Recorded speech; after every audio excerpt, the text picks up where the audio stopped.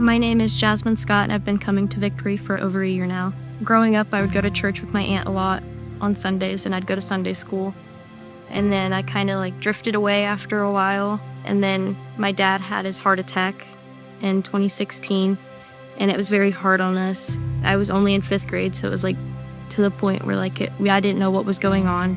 A couple years after that, my brother Dakota successfully attempted suicide, and that's what honestly really triggered a lot in me.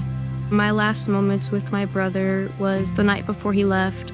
Me and my sister and my 2 younger siblings got back from the pumpkin patch, and we got food.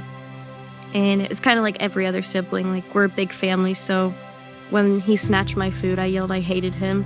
And that was kind of the last time I really spoke to him. But something told me to go to the hospital the day before they pronounced him dead. And I told him, I said I loved him, and they said that he wouldn't react. But when I did say that, tears fell out of his eyes, so I knew that there was something there. When that happened, we kind of gathered together, and me and my mom both lost faith then. I had some thoughts that weren't very good when my brother did pass. I got bullied a lot in school. It was over the fact that they kind of told me it was my fault and just saying how I looked. And it kind of put me in that position where I felt like I wasn't right, and I just didn't think I could be here anymore. With me being alive and my brother not, it was like a stab in the heart. When I learned that I had survivor's guilt, I was confused on what it was. I was only 12 when it happened, so I would struggle with understanding certain things. So on my 16th birthday, I looked at my mom and told her, I said, I don't think I'm going to make it past 16, just because that's how old my brother was when he passed. My depression got so bad to the point where I just didn't want to be there anymore, and I felt horrible for things I said to him. When I told my mom that, she kind of held me and cried, and she kept telling me, you're going to make it through, you're going to stay alive. So everybody kind of kept pushing me and guiding me and telling me I'd make it. And then I went to therapy. In April of last year, I went through a really bad breakup, and I just felt like I was worthless and I wasn't enough. So obviously I went to my room where I was alone, where nobody could see me cry.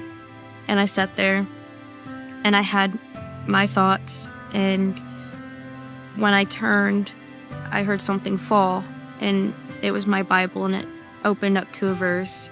Don't remember what it was, but to this day I know that it was God's plan to keep me alive still. That same night, I texted my aunt and I asked her, I said, can I come to church with you every Sunday? So from that day, I stayed every Saturday with her, came to church bright and early. When I came on Easter, I told her, I was like, I felt something working. My viewing on God now has changed a lot than what I was when I was younger. I felt like he was there, but I just never really knew. So I kept pushing myself to take steps into going and making sure hey, is this really what I want? And when I did, and I finally came back, I was like, okay, this is what I want. He's here. I feel him. He's next to me. He's gonna help me. And then July 6th, I got baptized, and it was the best thing ever. It's changed with some of my family. They've been coming. I invited a lot of family and friends to my baptism, and I think that's what really pushed them, especially my mom, because when I got done and service was over, we walked out into the lobby, and she held me and cried, and she's like, I need to come back. You're helping me get my faith back. And then Josh always says, rescued people rescue people. And I feel like that's what I've done for my mom and my little brother. I just feel like God has a plan for me as well as my family, and it's kind of pulled all of us together more. I have had 5 people in my family get baptized. We all come to church 8 a.m. I know that it's bringing us closer day by day, and what I would encourage people to do if they were where I was, I would tell them, go put yourself out there, get the help, and then if you feel like it, try a church, see what's really there. What my mission is to help others come closer to God and get the help that they need.